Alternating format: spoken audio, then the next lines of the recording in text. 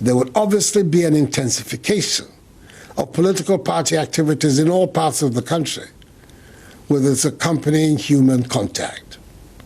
Nevertheless, I encourage political party leaders and supporters, at the very least, to wear the mask at all times at these gatherings. This task is not only for the leaders of our political parties. All of us in the executive, legislature, judiciary, public sector, security agencies, private sector, civil society, professional and trade associations, religious bodies, traditional authorities, and ordinary citizens must do what we can in this period to help minimize disease transmission. We have to maintain in a state of constant readiness the enhanced infrastructure and expertise we have built during the period of the virus to cope with it. I've seen it firsthand how in some regions of our country, some residents are abandoning altogether the protocols, such as the wearing of masks, put in place to defeat the virus. Indeed, the high compliance rate with mask wearing of persons surveyed by the Ghana Health Service in some selected areas of Accra, for example, to which I referred optimistically in update number 15, has, according to a new survey by the same service, fallen alarmingly from 44.3% to 5%. This is not acceptable, as the enhanced hygiene and mask-wearing protocols must now be central features of our lives, and they must continue to remain so for some time to come, until we see to the elimination of the virus from our country.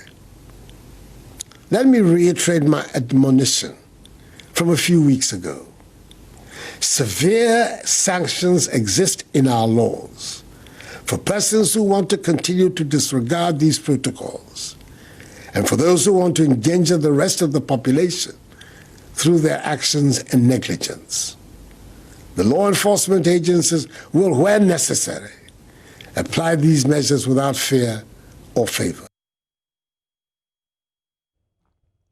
And that was His Excellency, the President, Nana Addo Dankwa Akufo-Addo, actually delivering update number 19 on the COVID-19 scourge. But if you take a look at the screen here, you would notice that with regard to the statistics, the new cases add up to 198. Mind you, we're getting about 25 new cases per day. Now, that has shot up by quite a bit. Now, the active cases currently 1,156. That is the most recent update there. Though yesterday, when delivering his address, His Excellency the President said it was 1,139. If you look at the confirmed case tally, it's 49,202. Those who have recovered or been discharged so far, 47,726. The deaths stand at 320.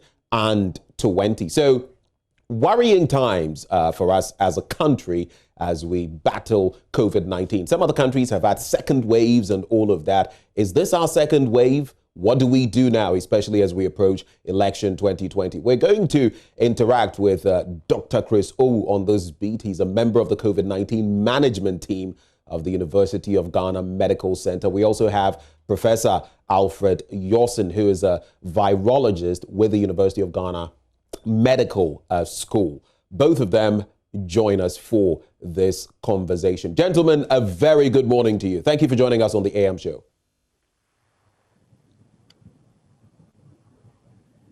Hello. Hello, good morning. Great. Dr. Owu. Professor Yorson, just to ensure that you can hear me. Can you hear me? Do say something. Yes, I can hear you. Great. Dr. Owu, can you hear me? Yeah, I can hear you. Great. So, gentlemen, thank you for joining us. Let me start with Professor Yorson. Now, you're a virologist, and I just want to know, looking at how far we've come and now the new developments we're facing, where exactly would you situate our situation? Where do we find ourselves right now when it comes to battling COVID-19?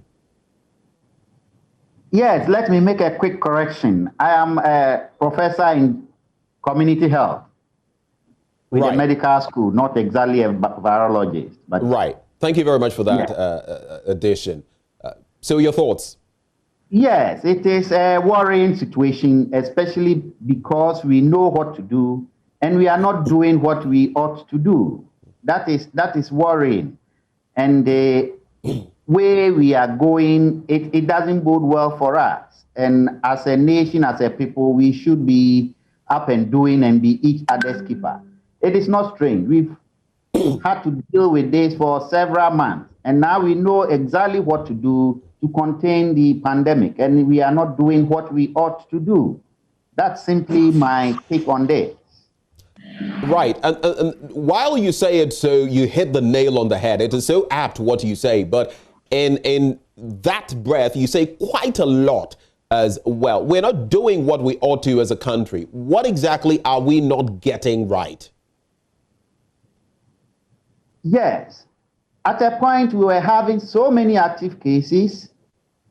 Our health providers, our doctors, nurses, pharmacists, lab technicians, each group has done tremendously well, especially those who take care of our critically ill persons. And therefore, you can see that our mortality rate relatively were or are still low.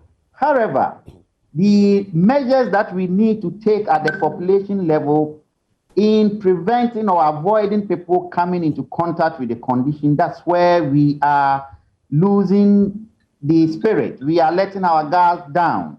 Mask wearing, which has been proven to be very effective, is way down now. And unfortunately, there are so many social, political, economic activities that bring people together.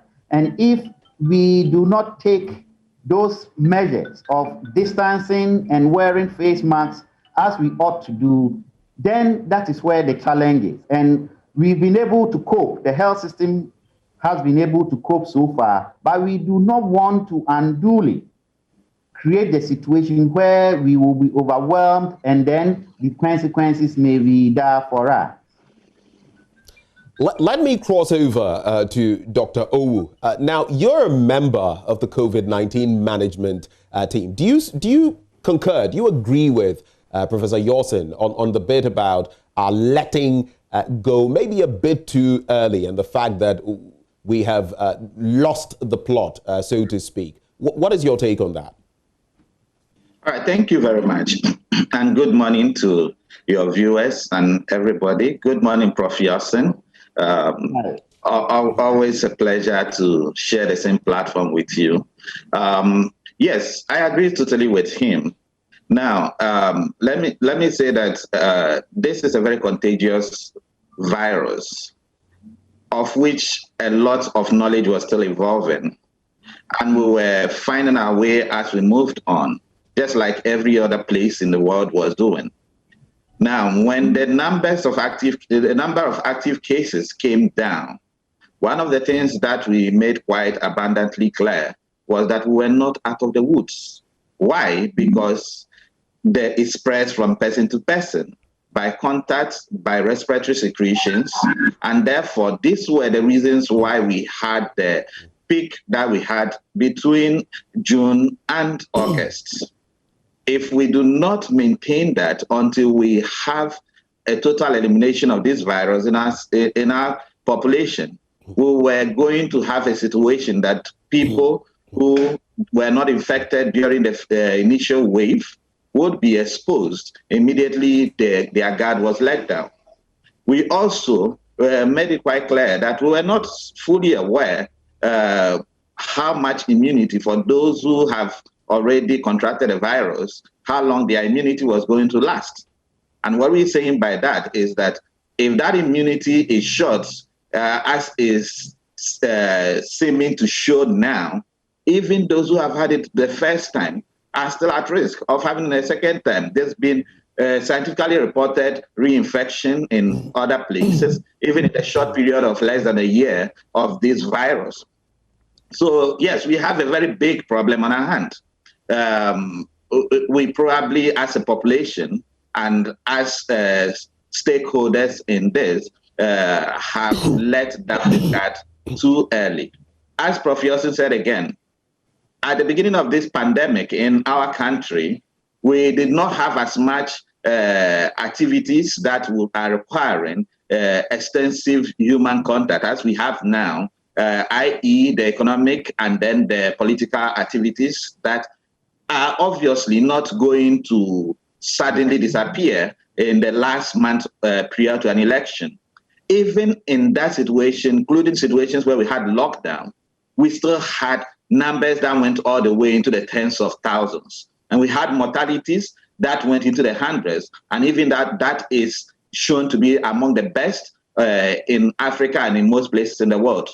Now that we're going into an election period, now that a lot of people who have been impacted negatively economically by this are actively trying to make ends meet, we actually stand a higher risk than we did with the first wave of this virus, of this pandemic. And there is no pretending about it.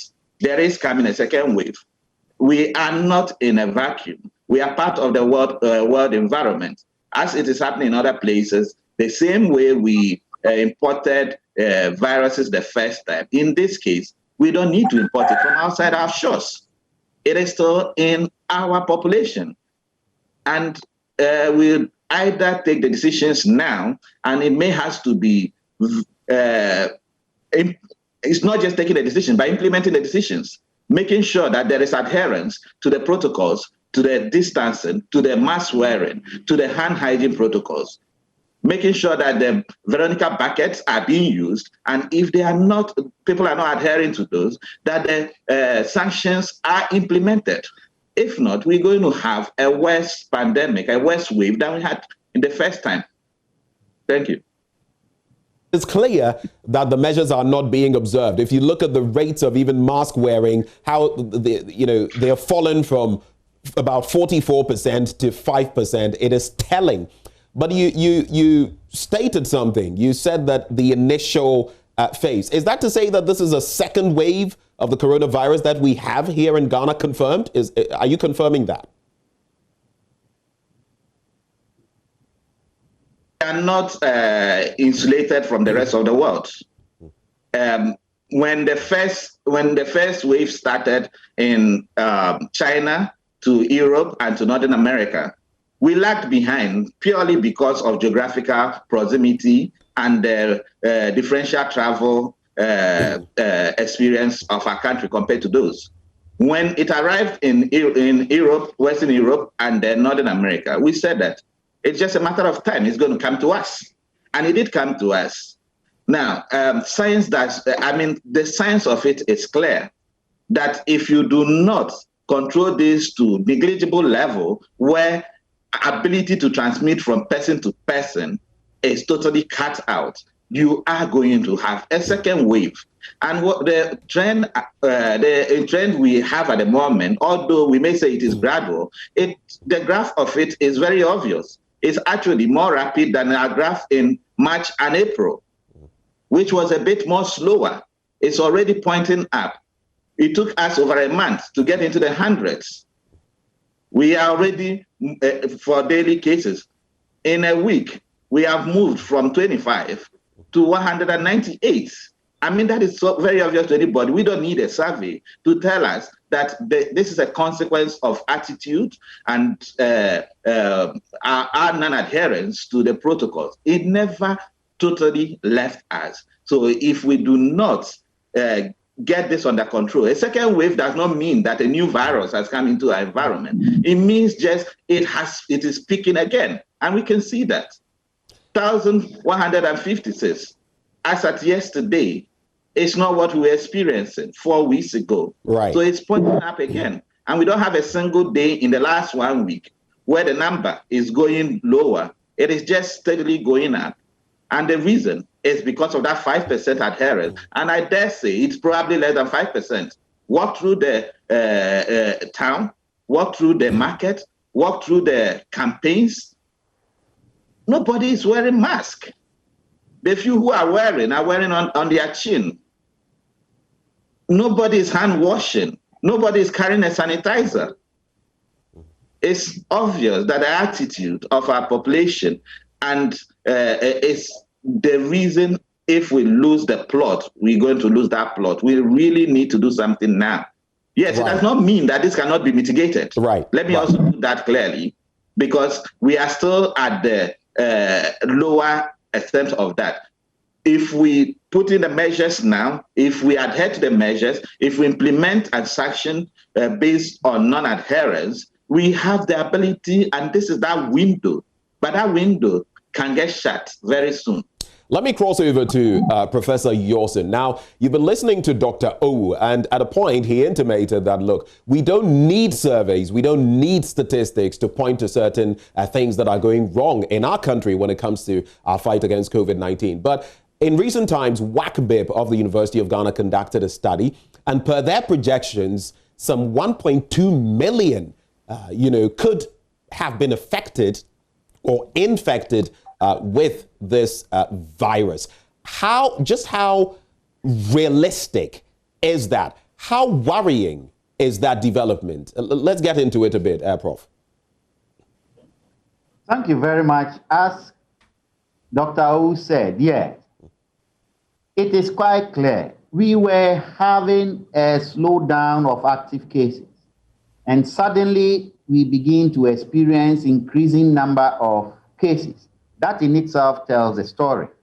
Again, with what the scientists did, yes, it was in a population, a sample, and that was projected. We are not saying projected figures are actual figures, but what it tells us is that there is a potential danger. It doesn't mean really that 1.2 million necessarily are infected. What it means is that it is likely, it's possible, you can project and estimate based on the prevalence they got by their serotesting. All that points to the fact that we were never out of the woods, and we should not let our guards down. The national response, where we were actively tracing cases, active surveillance, tracing cases and doing contact tracing, is paramount. And we should go back to what we were doing late April, May this year. Other than that, as we are saying, we are in for a long haul, and it may be graver than we think. We should go back to all the active things we were doing, actively following all the cases that are tested positive for their contact. Because now we know, relatively, the numbers are fewer, and we should go back exactly what we were doing, put those health workers out there to get those contact traced, and then we can keep them. If we really have to reopen those centers where we were keeping even those who were not very ill but potentially could transmit the disease, we need to go back to that. We shouldn't only be looking out for those who are severely ill and then sending them to isolation centers. We should go back to what we were doing that served us so well in the earlier months, like April, May, June. Those are the things we should go back to do at this time. Right. Now, you look at the active caseload, and the Greater Accra region has 75% of that, a very worrying trend. And the president intimated last night that if the right things are not done, we could be pushing for another lockdown, subtly mentioning that. Do you feel we could be approaching another lockdown situation even ahead of the elections? Is that a possibility?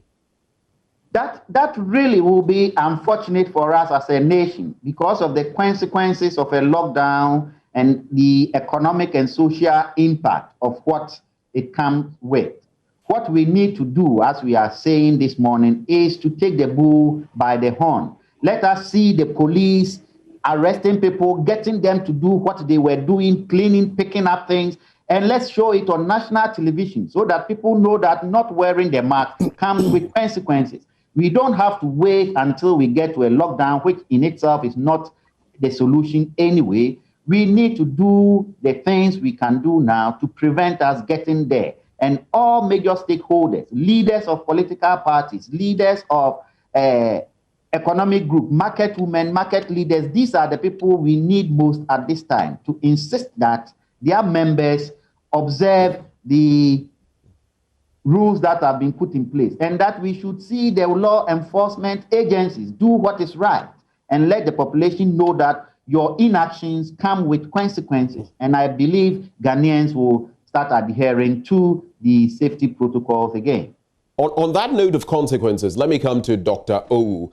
The law has so far failed to bite. You attend functions and you have politicians themselves, breaching the protocols, not observing what ought to be observed. Should we do more when it comes to the law biting? And how do we go about it? Again, their sanctions are clear as to what should be done for people who are non-adherents. Now, there's a simple reason why the law is not biting. Because the majority of the population, including major stakeholders, are not adhering. Politicians are not adhering. Health officials are not adhering. Economic group leaders are not adhering. And because of that, it makes the security agencies handicapped even in implementing, because even the security agencies are not adhering. And that's why I said it is the attitude of the population. And that attitude needs to change now, while we still have the window. That attitude needs to change among the population, but even more importantly, as a model, modeling from the leadership of all the stakeholders. Our hospitals, which previously, before you could go in, you will get screened. You will get that temperature gun shot at your face. You will be asked some questions. Now I can tell you categorically, for in majority of our hospitals, that is not happening. What makes it that I say to the populace? It says to them that the doctors and the nurses think that this is over. It is unfortunate then if we come and sit on TV and say to them that, look, it is not over, that is a second wave. We need to reinstitute those measures that were active in April, May, June, where you were going to hospital, you could see the caution tapes that shows where you could pass and where you could not pass. That where a security man would ask the head of the hospital to stand, let me check your temperature, and he will stand there. We adhered to this at a point in time in our history, so why not? So what I'm really saying is that we need to change how we behave. Then, if it is beginning to become a minority of people who are not adhering, it is easier to contain. If you ask the police to go out in their drove now to town to arrest all those who are not wearing masks, we will not have enough policemen to do that. Right. Dr. O, I want both of you to just do this in summary, maybe a minute each to summarize for me. We have an election some 28 days away. What is your forecast? What are the sort of things maybe you can project on the back of COVID-19 leading into the election? What do you foresee? Yeah, I mean, as I said earlier on, at the moment, we still have a window. It's not as if we have a situation that cannot be mitigated. If we do what we did in April, in May, we can bring this under control because we are not going to postpone our election. That is obvious to everybody. If we continue in the trajectory that we are now, we may have worse than we had in June by the time we finish our election. We may finish our election and be in big trouble. We may be in the middle of election with ambulances racing across our capital and our regional capitals and our national capital, as it was doing in June and July. So we need to do something now. If we don't do something now, we will lose that window. Our election may become actually a catalyst for a worse consequence. Thank you. Thank you too. Let me cross over to Prof to answer that same bit and add your final submissions to that. Yes, exactly. And we are grateful for these opportunities, and we encourage the media to do what we are doing to highlight and to name and shame leaders of groups who really flout the law. We will encourage all leaders, community leaders, chiefs, traditional authorities, church leaders. These are the times we need the support of these, as well as the national health system to put in place the active surveillance measures that were in place so that tackling it from the science point of view, we can do it as much as putting in all the other social and public health interventions. So we would demand accountability and responsibility from our leaders in position and from all those leaders in various authorities right down to the individual homes, that parents, guardians, every person in a key role should be able to enforce the rule in their own little corners. And then above all, we will encourage the media to do what they are doing. Thank you. Well, gentlemen, thank you. It's a wrap. Professor Yorson of the University of Ghana Medical School, together with Dr. Owu there, a member of the COVID-19 team there.